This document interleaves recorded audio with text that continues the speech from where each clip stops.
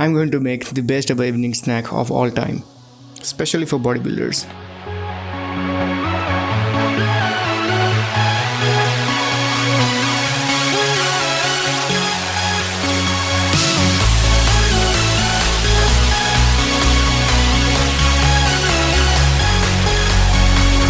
थोड़ा सा राइसिन्स just for the test, इसमें क्या ही प्रोटीन मिलेगा।